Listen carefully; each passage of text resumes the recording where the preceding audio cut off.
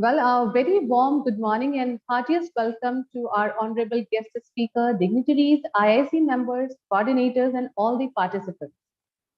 Well, before we proceed with today's session, I, Dr. Disha, extend my sincere regards to our respected expert, Mr. Ishan Vidyarthi, Regional Product Lead, H&M India, Dr. Poonam Pandey, Director, IMT College of Science and Technology, Dr. C.S. Yadav, President, IIC Cell. Well, with abundance of delight and pleasure, now I would like to introduce our field expert of today's session on value proposition fit and business fit under Institutions Innovation Cell, Mr. Ishan Vidyarthi, who is currently associated with H&M India Business Tech as Regional Product Lead. Mr. Ishan holds MBA degree in Retail Supply Chain from National Institute of Fashion Technology, India, Digital Product Management certification from University of Houston. Mr. Ishan has 15 years of experience in product development, devising product strategy and roadmap for SaaS and on-premise retail and e-commerce products. Well, he has also worked with the reputed organizations like JDL Labs, Oracle, Nextgen Technologies as a SaaS product owner. He has also been a business analyst for retail and e-commerce domain and driven product implementation for Mark and Spencer's Premium Retail Group Century 21, Crate and Barrel Super Retail Group in the US, UK, and Australia. Well, sir, on the behalf of IMT College of Science and Technology, I would mention that we are grateful that today you are with us for this significant session. So I would now humbly request you, sir, over to you.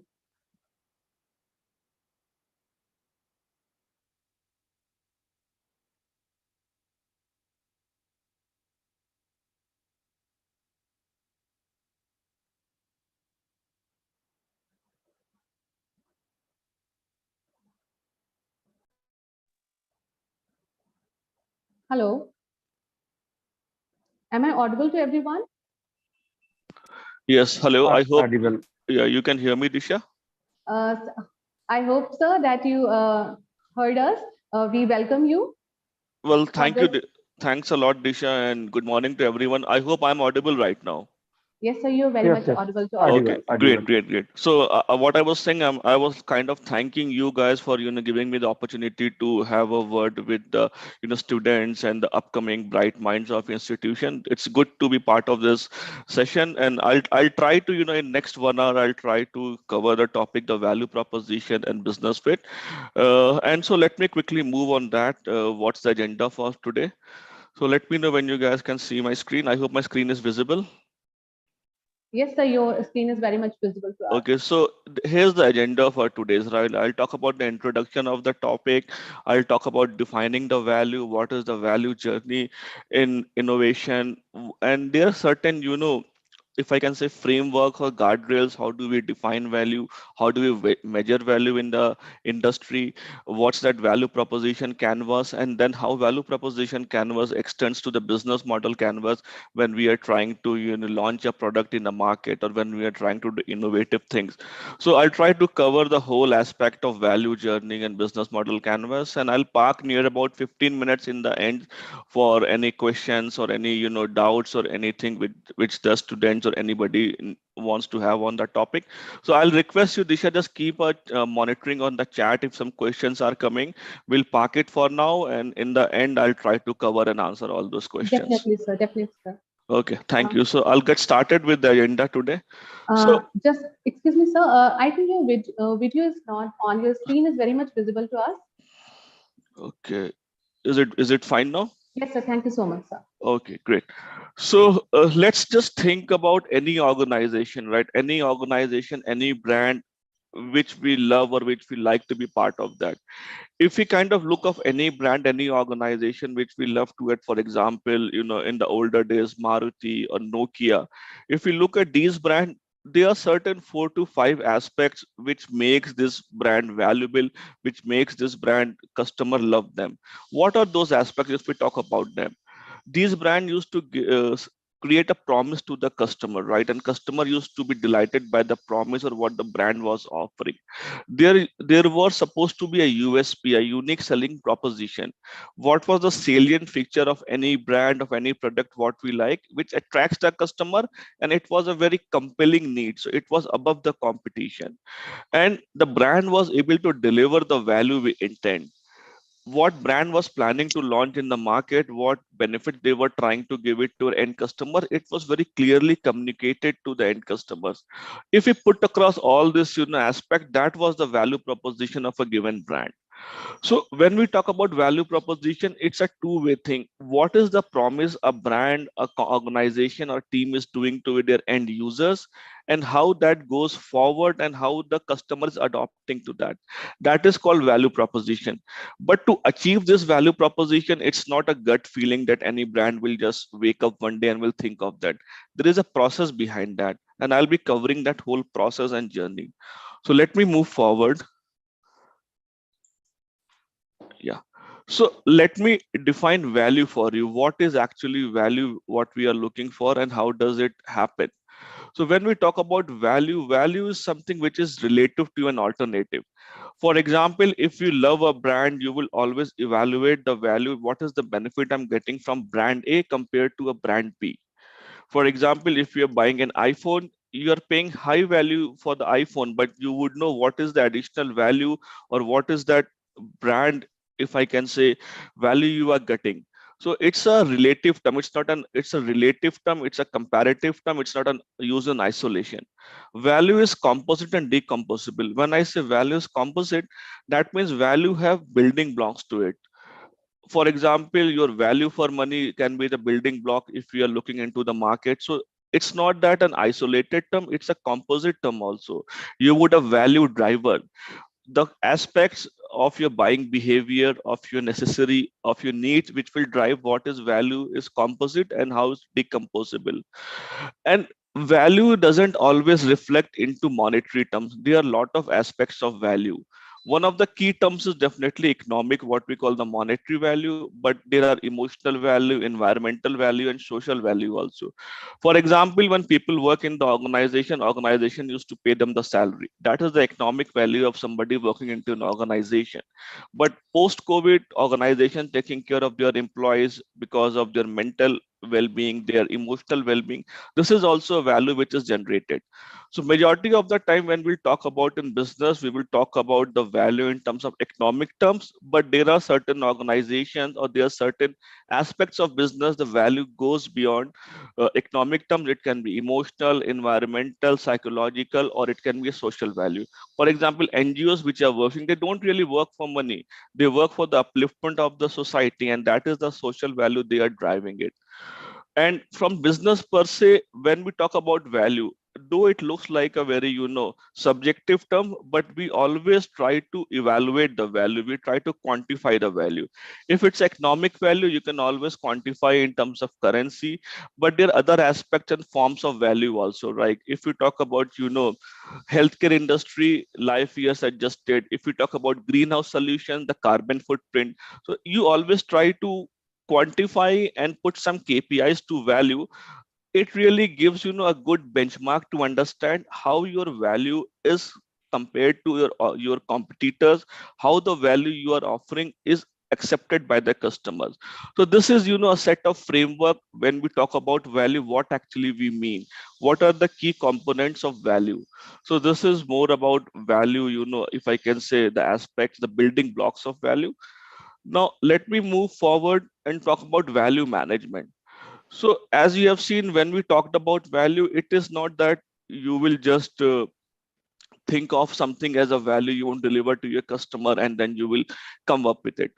It is a whole iterative process, right from understanding the value, creating the value, capturing the value, communicating the value, and delivering the value. Think about an organization who wants to launch a product in the market. So first of all, they need to understand what is the value they want to create, what is the pain point which this value they are trying to create will kind of help the customers, and then how will they create this value, how will they capture this value as features and products into their offerings, then and how will they let their end users, their customers, know what is the value they are offering and how they will deliver. So this is the whole journey or whole framework of how do you understand the value and deliver it to customer. It cannot happen that just you think of a product, you're delivering the value, but you are not following the framework, so that your value might get lost in terms of your offerings. You are thinking of A you are offering, but customer is perceiving as value B. So you need to be sure that whatever you are thinking is correctly and rightly communicated to your end users, and you're delivering the value. Now let's look at this definition. What is value? So it has two aspects to it. It's a holistic approach. If you look at this diagram, it's a holistic approach.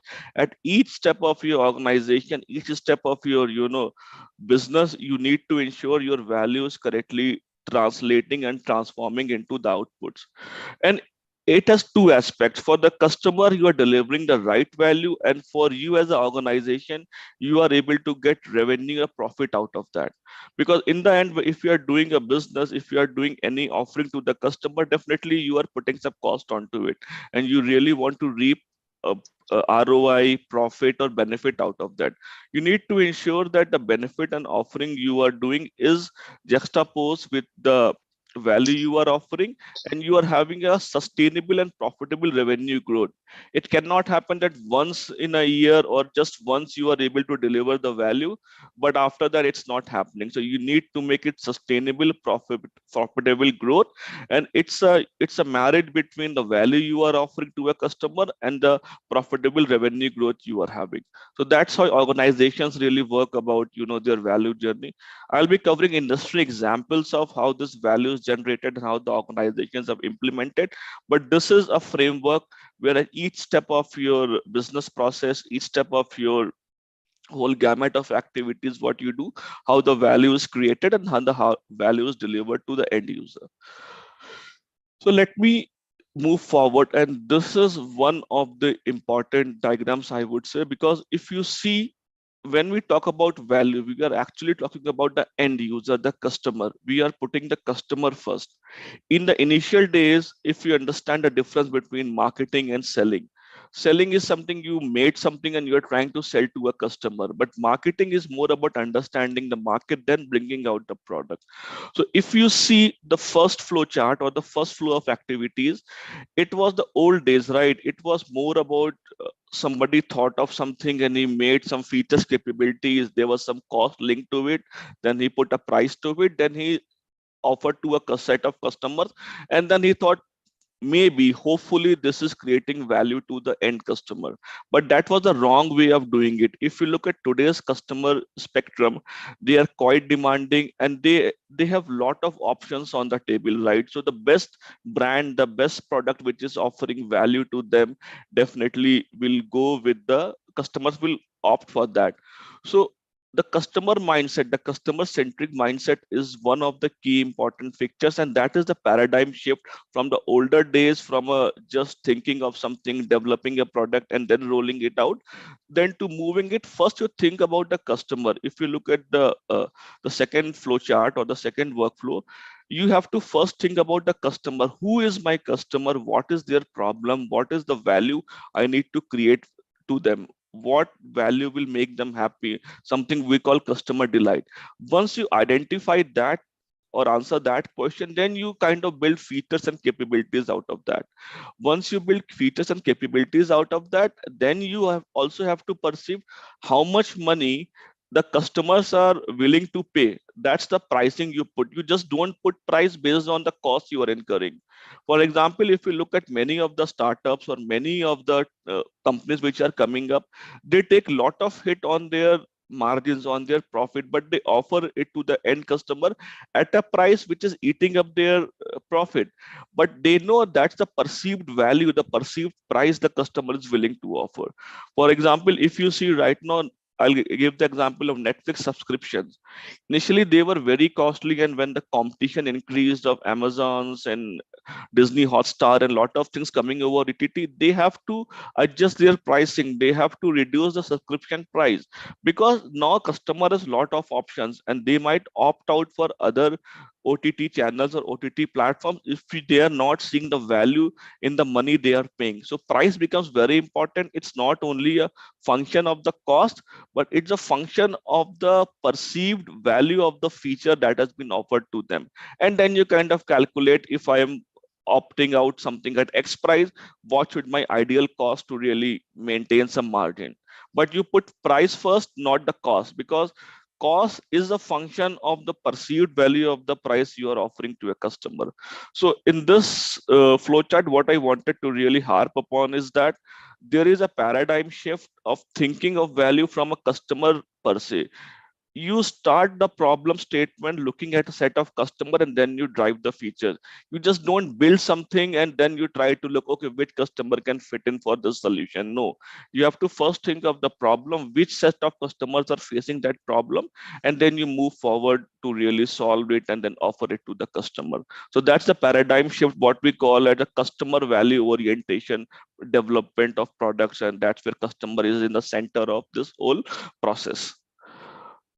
When I say customer is in the center of this process, what actually I meant, and or how do you identify what is the framework, right? You need to have some framework to identify the set of customers who are my target audience, if I can say, and what are their problem statements, and how do we do that. If we look at that, what we need to do, we need to develop a deeper understanding of customer challenges and needs. So you have identified a set of customers, you are trying to understand what is their challenges, what is their need, and then you need to understand what value customer expect and how we can achieve that. So when you understand the problem statement, when you understand, okay, this set of people or my target audience have this set of problem, now you understand the problem, but you also have to think about the solution on the table, right?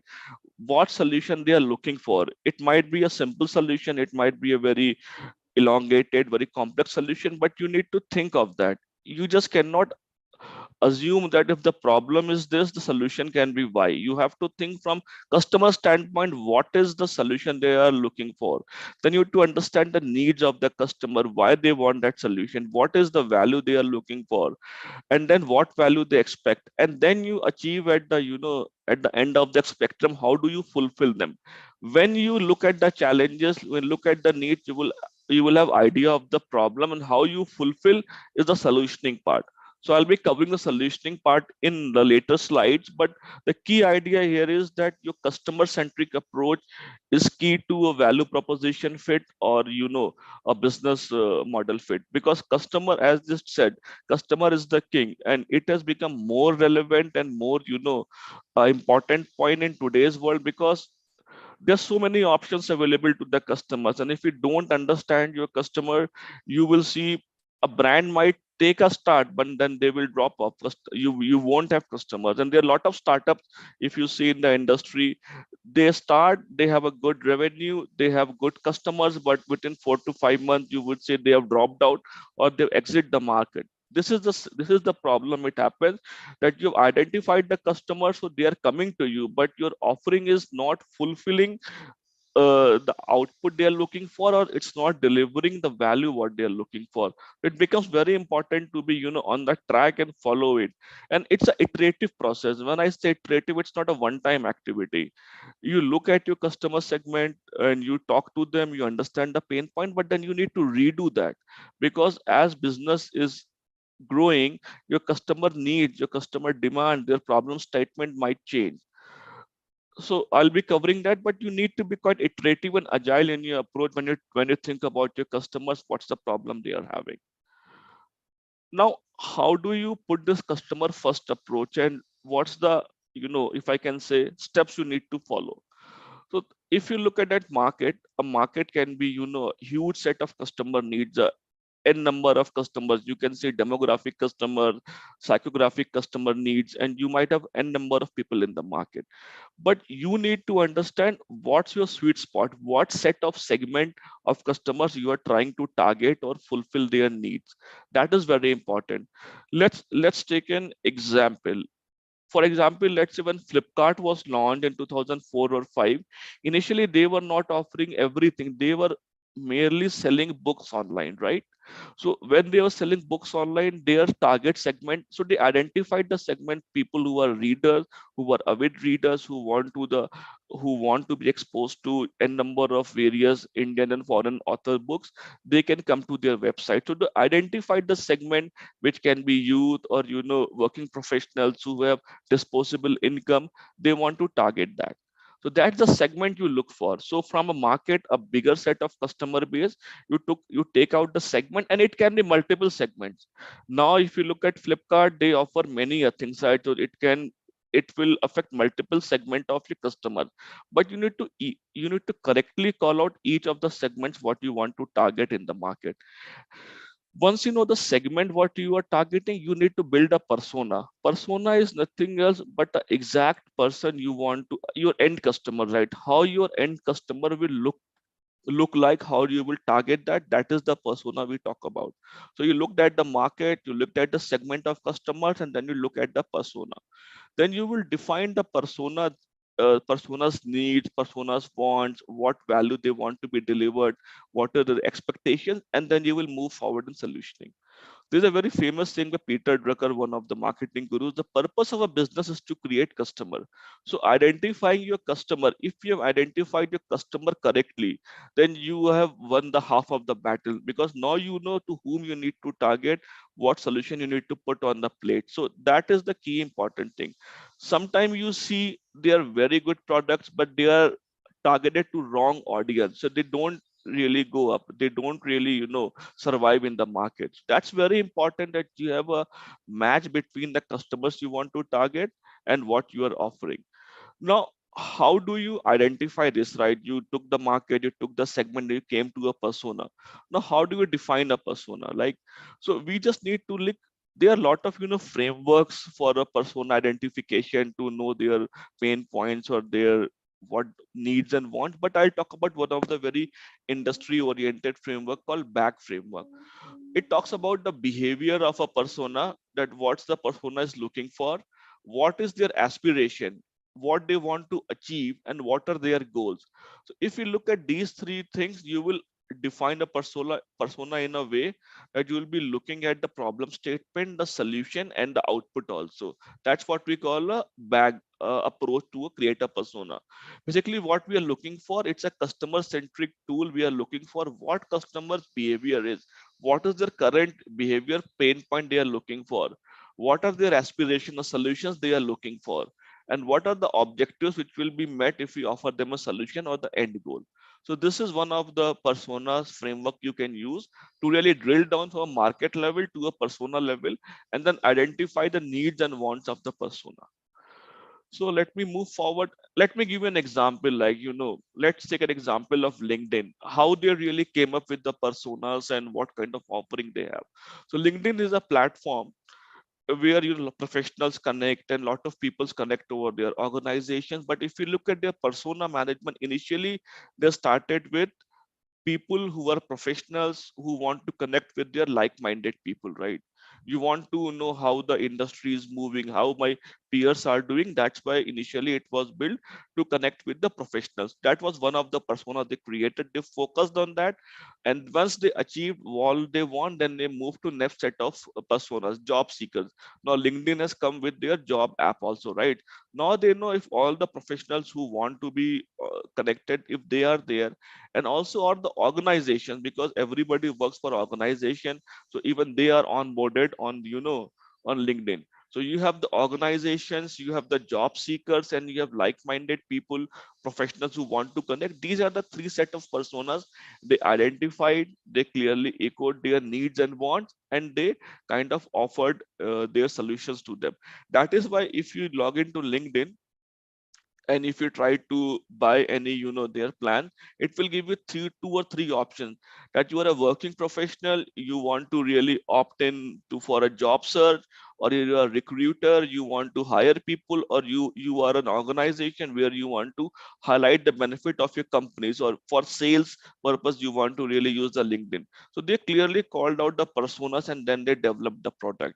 And that's why LinkedIn is a successful process product, because each personas when they met the needs and wants, the value they want to be delivered, they moved forward. And that is how you scale your business, you scale your offering.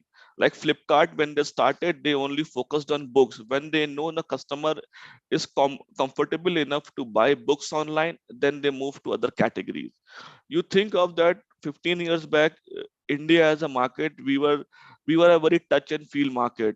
Our parents or anybody who wants to buy anything would like to see it, touch it, feel it, then only buy it. But look at today's world, people are buying jewelry even online, right? They have that amount of confidence.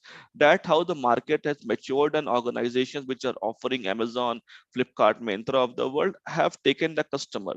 That's how Flipkart started with books, and eventually when they help their customer to build that trust, build a value, then they expanded the category. And that is how expand your business horizon, you expand your business output by looking at the end users, the personas, and then increasing incremental value to them. So that's how you build personas, you identify them, and you give them the benefit what they're looking for. So if I move forward, there is one of the interesting concept which is there of design thinking. In the previous slides, what we have talked about, the value, what we want to create, how do we define value, how do we identify the end customer, and how do we roll out the features, or how do we really give them the features and the benefits what we are looking for. Now, when we talk about customer, it's more about human beings, right? So when we talk about human beings, there have to be an human centric approach of offering them the solution. And that human centric approach has one of the framework or design thinking. So let me first read out a definition for you, then I will take you through this circle or this flowchart, what's happening. So design thinking is a non-linear and iterative process. It's very important to understand it's non-linear. When I say non-linear, it means that you don't have to follow step one to step two or step two to step three. If your business requires, you can jump from step one to step three or step three to step five. That's what it means, non-linear and iterative. Iterative means it's just not that you have done once and you are kind of finalized. No, you have to redo things, and you have to be iterative in nature until you achieve the value or the output you are looking for. And it is an approach which help organization to understand their users, as we talked about the customer centric approach, the challenge and assumptions. In the back framework, we talk about what the aspirations, what's the goal of the customers, redefining the problem. You are trying to put the problem on the table, what you intend to solve, and then you provide innovative solutions to the problems what you're looking for, and you try to test them. You don't really just think, okay, problem is X, solution is Y, just go big bang and launch the solution. No, you will test your approach and then you will implement your solution to it. So it has 5 steps: empathize, define, ideate, prototype, and test. The first thing is empathize. It is one of the critical human emotions, I would say. You need to first accept that there is a problem. You need to first admit to the fact that there is a problem which needs to be addressed. So you are putting yourself in the persona shoes to understand, okay, yes, there is a problem, to understand it from the point of view of the people who is facing it. You don't think as a business that, oh, there is a problem, then your mindset would change. You have to first acknowledge that as an end customer, these are the problems, and you empathize with them. You accept it. You look at the problem from the end users per se. Once you do that, then you define it. Now you know the problem. And when you come to know the problem, the customers or the users would tell in a very non-tangible way. You are not able to put it as a requirement. You will see, okay, my problem is, for example, let's take Uber. When Uber came, it's not that they said, I want to go from point A to point B. The initial problem was that if people who are not having car and who are in different cities, they want to move, they don't have a solution, they don't have a mode of transportation. So the output which will come from your end customers would be very intangible or very, very abstract. But then you will try to define them and make them a problem statement. So you first empathize with the customer, you understand the problem, then you try to define the problem. Once you define the problem, you are putting certain line items, if I can say that, there is a problem statement one, problem statement two. You are trying to make that abstract thing into something tangible.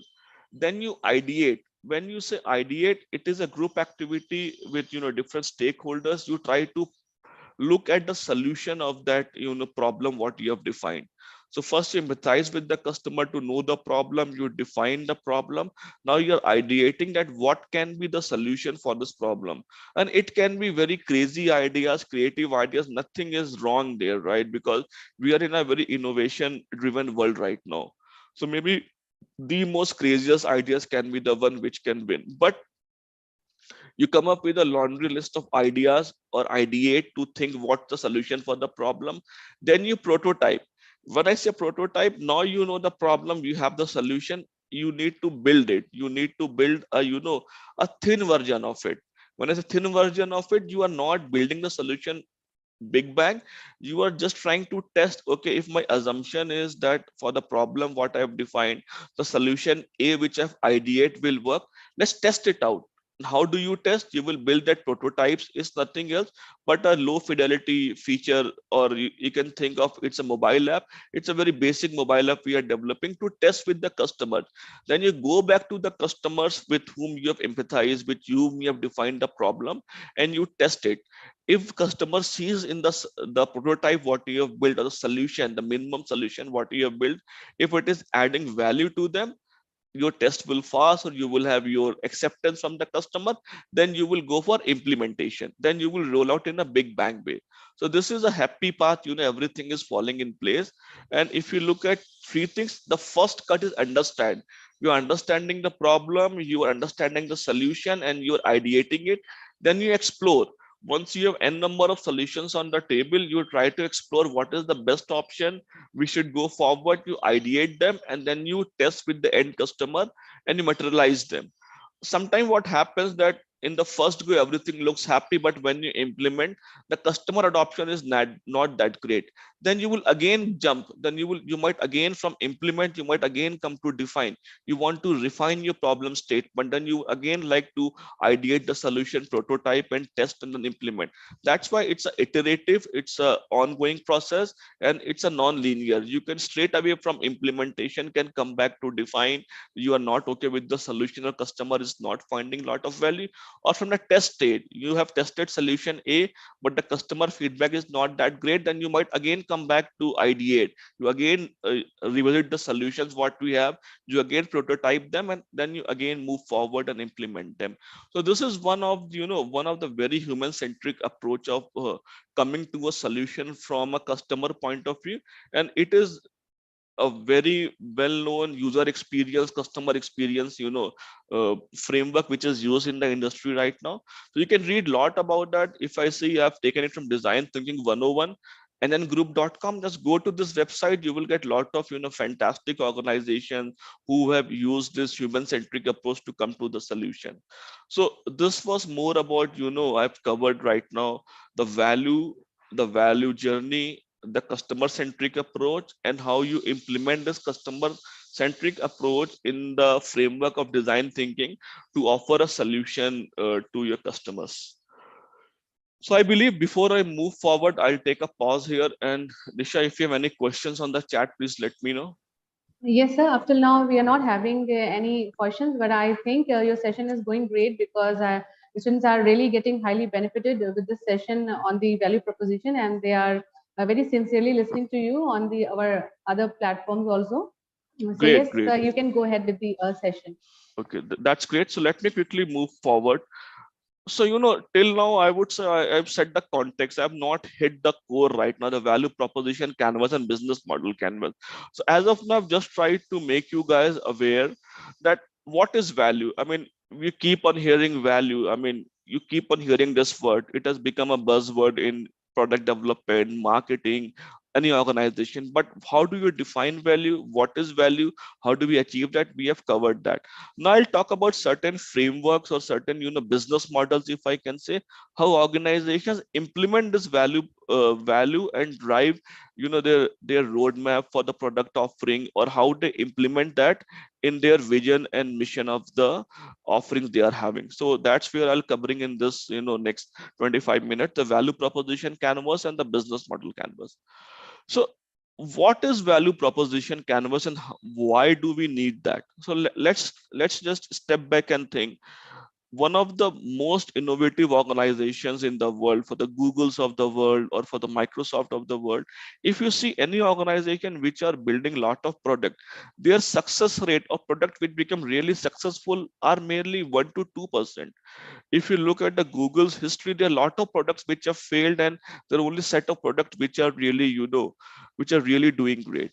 So that's the whole thing, that even organization understand the value, but how that value travels from the mind of the innovator into an end product and how customers use that, that's how you use the value proposition canvas. So thousands of products and services, as I said, they release product every day. And even if you guys think, let's take an example today. In India, quick commerce is very, very upbeat right now. Even for medicines, if you want to buy medicines, lot of netmeds and 1mg.com or lot of things which just come up, they say we are better than the competitor. We will deliver you in 1 a day, half a day, or in 20 minutes. Or Apollo says, say we can deliver you in half a day. So it's the same product everybody is offering, and everybody is saying I am better from their competitors, right? When you are in this scenario, right, everybody is offering the same value and everybody is mentioning we are better than customers. Then what is the unique selling proposition, or what is that, salient feature which will differentiate you from your end customers, or which will differentiate you from your competitors? That is why this value proposition canvas gives a visibility to organization. How do they stand in terms of customer offerings, in terms of competition, and in terms of what they are really putting on the table? So it is it is understanding the customer needs and designing a product in a simple way, because understanding the customer need and defining a solution is a complex task. So what you are trying to do, put a canvas which focuses on understanding customers problem, product, and services you are gonna offer to solve them. It is important for business to map what their needs are, which ones they would like to cover, and prioritize which one they want to solve first, and what all solve solutions are on the table. So what it intends to say, if you kind of explore your customer, you might find a laundry list of problems. They have, say, thousands of problems, or they might say 20 or 50 problems. Let's just put some number on the table. Now what will happen if you look for solutioning, and if you're trying to address the whole set of problems in one go, that might take too long. That might be a very complex and tedious time taking process. And by then, when you are able to offering all the 30 solution to 30 problems, the industry might have moved, or the customer problems might have shifted. So then you don't really have that, luxury of building something, the best thing in the world. I will only come out when I have solution to all the problems. No, you need to stack rank the problem. You need to prioritize the problems of the customers, and then accordingly build the product. It's not that you need to solve all the problems then you build the product. No, you need to first stack rank the problems, understand the problem, and prioritize them. Once you prioritize them, then you try to look at the solution mapping, and then you try to solve it out. So that's the value proposition canvas, and let me kind of show you how does it look. So this is, a value proposition canvas. So let's talk about from the right side, the customer profile. So in the previous slides, we talked about customers, right? What's the customer profile, persona, and how do we identify that? Now, once you have done that, you would like to see three kind of things. What are the customer jobs? What is customer trying to achieve? What is the work customer wants to be done? It is something called jobs to be done. What is it customer is trying to achieve, or what is end result? You should identify that, and that's part of your persona building, the back framework we talked about. Then you talked about the gains, the benefit what customer is looking for, right? If customer is having the problem, customer is trying to solve it, what is the gain they are looking for, and what is the existing pain point or the trouble trouble which is being caused to the customer. You identify that through design thinking, through your persona driven approach. Once you have done that, now if you look at the left side, the value proposition, this really merges or marries with the offering. Once you know what are the gains customer is looking for, you can clearly call out what can be the gain creators into your product. What is the thing which will make customer happy? And you know the pain points of the customer, you can create a pain relievers. And in this, the thing what you need to do is you need to stack rank them. If you have 10 pain points of customer, you need to ensure that the highest pain point is the first of the one which you are trying to relieve them. So that's how customer will perceive more value of your product. So once you have understand the gains and the pains and the customer jobs, accordingly you come up with the gain creators and the pain relievers. And once you understand that, you stack rank them, and then you build your product and services.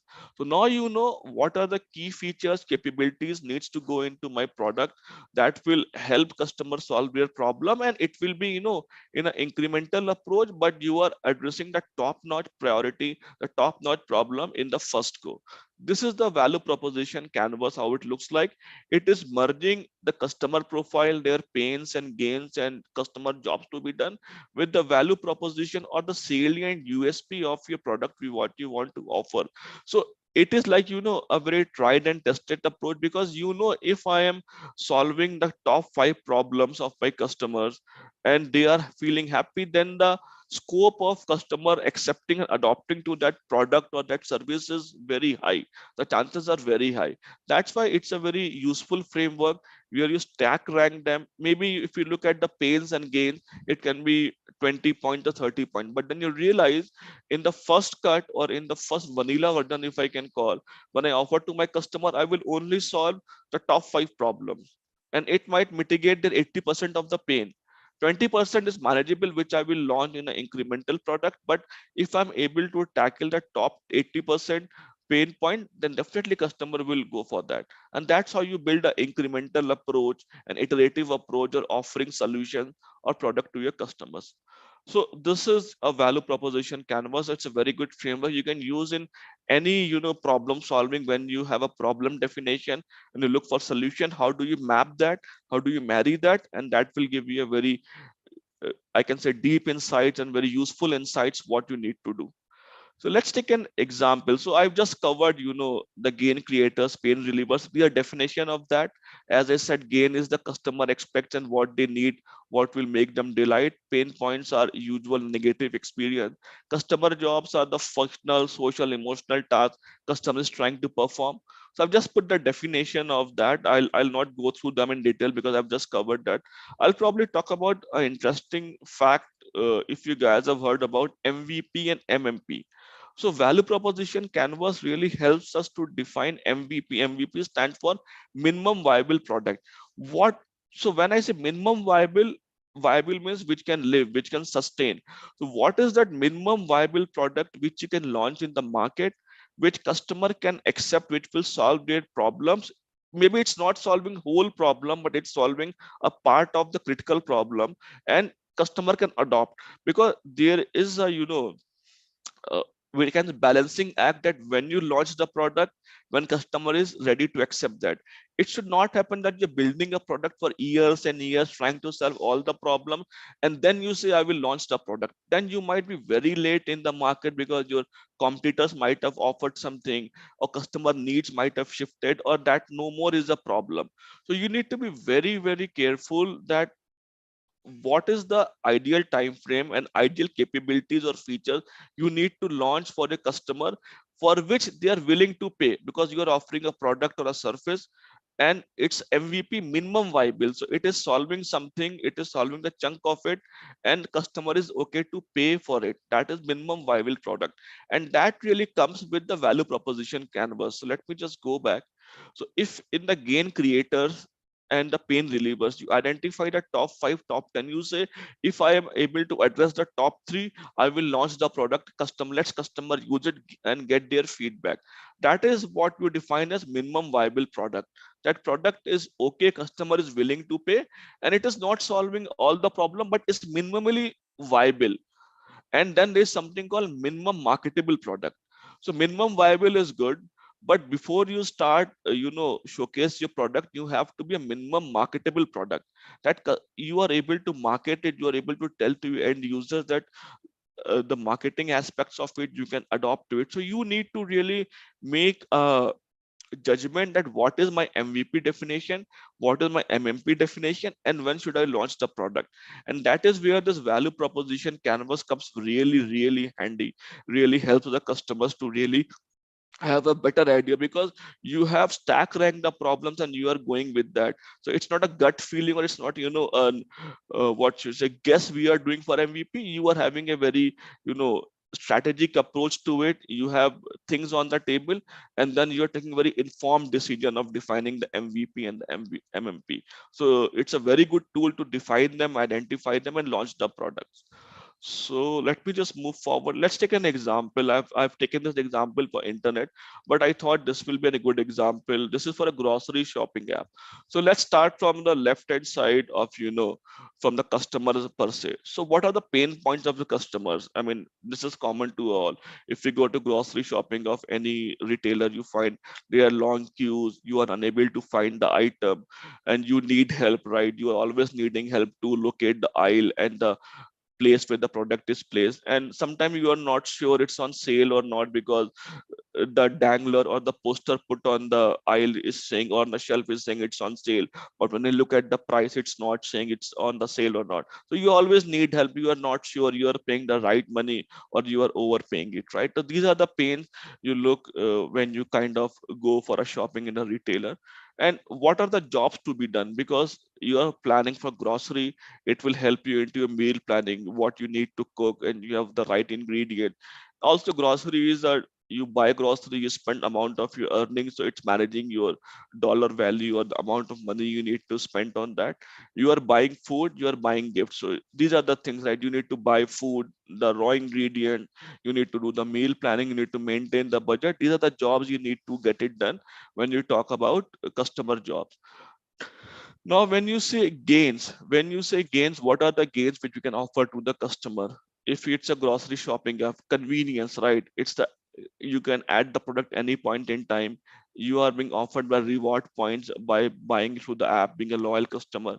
And if you heard about curbside picking, it is something, buy online, pick on the store. So you place your order online and you don't have to wait in the queue. You go to the curbside of the retailer, you can pick your product. That's something called curbside picking, which is coming up in India right now.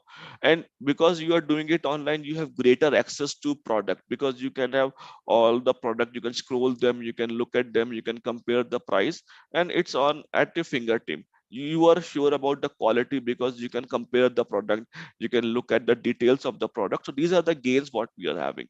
Now, when I map this to my pain relievers and gain creators, right? So, what is the gain creator?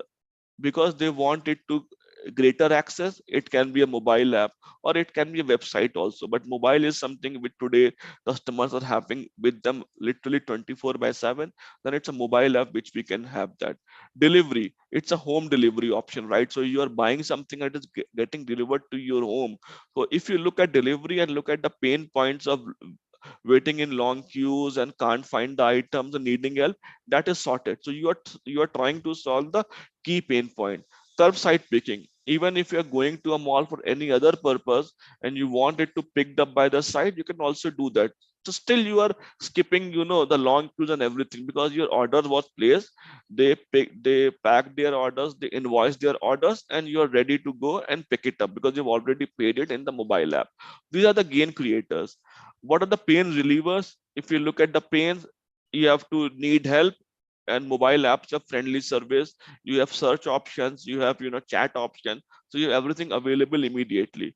Price lookup, you can always compare the price, you would know what is on discount, what is not on discount, so you have that. And you have self checkout, so you just add to the cart and check out. So if you look at that, what we are offering as pain relievers and gain creators is kind of making to the product and services what we are offering, that we are offering reward plans, we are offering discount. And definitely the key product is we are offering groceries with a lot of convenience and lot of uh, benefit to the customers with lot of ease. It's like at a click of a finger you are able to order your groceries. So this is how, this is example of value proposition canvas, how you identify your customer, their jobs to be done, what gains they are having, what pains they have, and how do you match it with the pain relievers and gain creators. Does you define your product and services, the offering what you need to have in your product or into the solutioning what you are thinking. So this was an example of value proposition canvas. So let me quickly jump, because I think we just have only 9 minutes. I want to cover something interesting. Business model canvas. So business model canvas is something which really help the customers to put a simple one page document of their whole business model. So I'll just quickly jump on the model itself. So it has, 9 components. But if you look at the building block for any organization, your cost structure, how much money you are putting, and what is the revenue you are getting is very important. And then you identify the business model by which customer segment you want to target, as I covered. What is the value proposition you are doing? What are different channels you want to really put the solution out? What are the key resources you want to put? What are the key partners? What is the key activities what you need to do? So if you put this one pager, it's like a mission and vision of an organization, right? What I'm trying to achieve, what's my mission, and what's my vision to achieve that. So this is like a one pager document. It's a very simple and very powerful tool to really visually picturize everything of your organization and then look at the solutioning. So in the interest of time, I'll explain each of these components with the industry example of, let's say, Uber. So let's think about Uber as example. What is your business model canvas? So let's look at the first important thing: customer first, customer segment. Uber is more about two kind of set of, personas defining. And one are the people who are riders, people who need to ride, who need to go from point A to point B.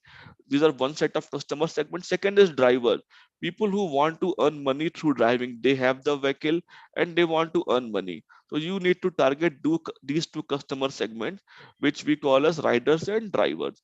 Now, how do you maintain the customer relationship? It is the rating system. Whenever you take a Uber ride, you are able to rate the customer, rate the driver, and the driver is also in a way able to rate the customer. So you are maintaining the customer relationship with both the personas, the rider and the driver. So you know which are my good customers, good drivers, and you are able to have a mutual rating of them. What is the channel by which you offer your service? Definitely it's a mobile app, Uber app. Now let's look at the value proposition. This is one of the important thing when Uber was an innovative solution.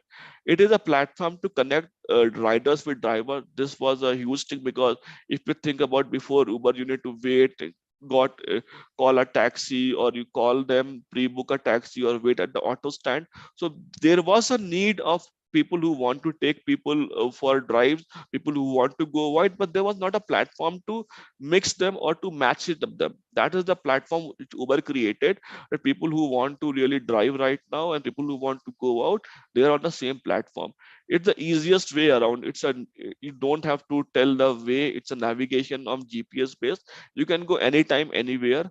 It's low cost luxury, because actually you are having a car at your doorstep, and it has various levels of service, right? You know that Uber Go, Uber Premium, depending upon your need, depending on the number of people you want to go, you can really take the Uber what you want, the kind of Uber, and you are earning money when you want. So it's the helpful for the customer, the way you can take Uber anytime. In the same way, driver can only have this app or be on the app when he wants to earn money. If he is done with his day, he can switch it off. So it's on demand, and it is at your flexibility. So this is how the value proposition was defined, and key activities definitely from the organization's point of view: the development platform, the marketing ads, you need to driver the you need to hire the driver, you need to train them. There is operational cost, and the technical point, you have to maintain the mobile app, you have to have the drivers network, you have to employees who manage them. These are your key activities and key resources. And the key partners what you tie with them is payment process. Definitely you pay through cash, through credit card, or through UPI. You target with the map tech companies like Google Map or any other company for the navigationals. And definitely when you start an organization, you need money. So you have your investors who have initially put money into your idea of Uber app. And this is how the value proposition canvas looks like. And what is the cost structure, where your money goes? Your money goes on the employee payroll who are maintaining the platform, your driver payouts, how much driver is getting, your legal fee, you're running in any country you go, there is some legal fee which is charged by the organized by the country itself. Your expenditure on marketing and ad, your technical platform cost, you are building a solution on based on technology. This is how your cost goes, where you incur the cost, where your money is outflowed. And how do you get the money? I mean, you basically earn the money by the ride, charging dollar per kilometer, rupee per kilometer. And definitely when the demand is more, supply is less, you do surge pricing. These are your revenue sources. So this is a, a very interesting way of looking at any organization, how they operate. And this is one pager which explains each and every aspect of of any organization, any product, any service what you're offering. It's a very clear cut, very simple one page document, but it's very powerful tool. You see all the aspects of the organizations are covered here. You can think of it and you can see a mapping and relevance of that. That's how business model canvas and value proposition canvas, when you look them together, you are really having two powerful tools or two powerful framework to really offer what the customers are looking for. So this was business model canvas, and I'll quickly, in the interest of time, will jump to the last slide. So what all I've covered right now, if I just want to encapsulate and put into into one slide, or into into the gist of it, if I can call. So there are three kind of things when anybody looks for offering a solution. It's the desirability, viability, and feasibility. Desirability is all about customers, as we spoke. Do they want this? Is the solution what are offering can be accepted by the customer? That's the value proposition canvas we spoke about, right? That is it really wanted by the end customer? If the answer is yes, very good. Then you should, it's a viable. Should we do this? I mean, will we make some money? As we said, sustainable profit. Are we gonna solve some problem at the same time, earn some money in the long term, profitable business? If the answer is yes, the third thing is, can we do this? Is this feasible? It should not happen that we problem a solution which is like very technically enhanced, very technically you need to put a lot of effort, a lot of money. So is it feasible? Is it doable? Is it doable nick of time? If you get this answers, and if you get to identify the overlapping part of it, that is the most valuable design or most valuable solution you are offering to your end customers for any given problem statement. So this is what we talk about, the product market fit, the sweet spot. This is where innovation happens. Lot of companies look for these three aspects of desirability, viability, and feasibility. And if they find there is an intersection of all three, and if you are able to quantify, able to talk about that particular aspect, that is the most valuable design, the most valuable product, the most valuable output or benefit you're offering to the customer, which is product market fit also. And also it will give you sustainable growth, and it will make your customers happy, and it will cause customers delight. So this was it. Back to you, Disha. Oh, just a minute. I have one more thing for you guys. So if you guys are interested, this is just I put for the sake of audience.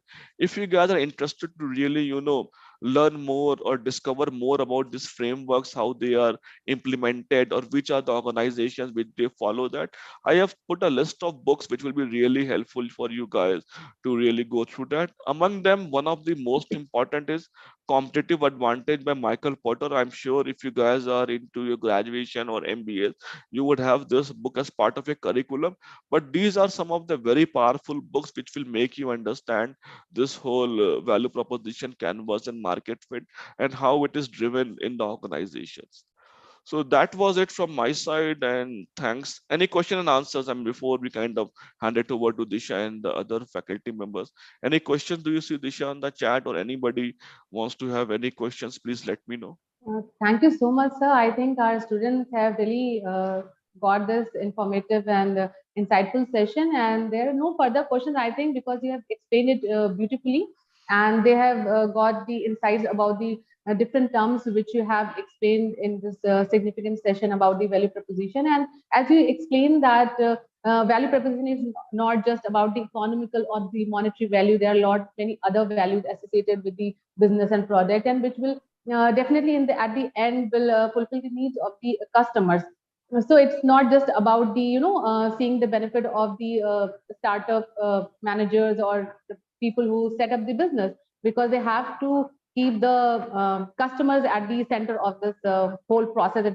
It's a mapping. It's not just the ideation or identifying your customers, but it's a whole process and mapping. And as you said that, I would like to conclude that sir has given a in a gist, he has explained the whole concept behind this value proposition session, that the purpose of a business is to create a customer, and when you create a customer, you need to uh, do a lot of mapping and work regarding the satisfaction of the customer. So thank you so much, sir. This session has really opened the horizons of understanding and definitely enhanced the knowledge of all the young learners and entrepreneurs and the business professionals. Thank you so much, sir, sparing your valuable time and giving this very, very informative session on this value proposition. And we all thank you. But before we conclude, I would now humbly request our President, Dr.